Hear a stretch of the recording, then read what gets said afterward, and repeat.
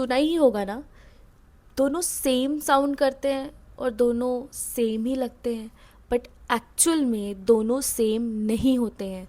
दोनों का मतलब अलग होता है, दोनों का काम अलग होता है। समझो अब, देखो प्रोविज़न क्या होता है कि आप पहले से ही पैसे साइड में रख देते हो फ्यूचर में होने वाले लॉस के लिए, और आपको वो पहले से पता होता है।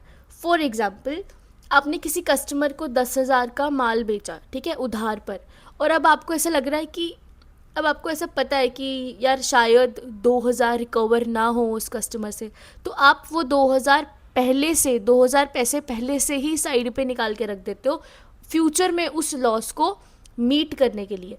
ऐसे पैसे को बोलते हो आप प्रोविज़न, ठीक है। और ये कंपलसरी होता है बिजनेस के लिए निकालना।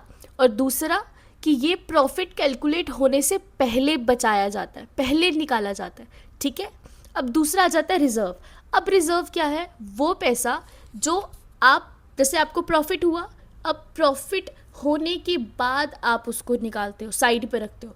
फॉर एग्जांपल, आपने अपनी सेल वेल कर दिया, ठीक है, और अब आपको 50,000 का प्रॉफिट हुआ। अब आप सोचते हो कि यार फ्यूचर के लिए थोड़े पैसे सेव कर लेते हैं, बिजनेस में काम आएंगे, है ना।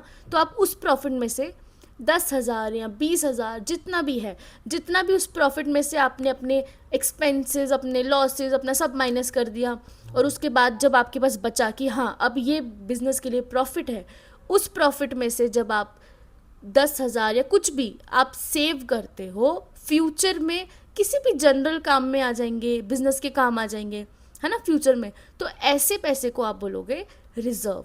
तो समझा दोनों का डिफरेंस? उनकी रिजर्व कंपलसरी नहीं होता है, ठीक है, और ये प्रॉफिट होने के बाद बचाया जाता है, प्रॉफिट होने के बाद पैसा साइड पे रखा जाता है। तो ये डिफरेंस था प्रोविजन एंड रिजर्व में, ओके।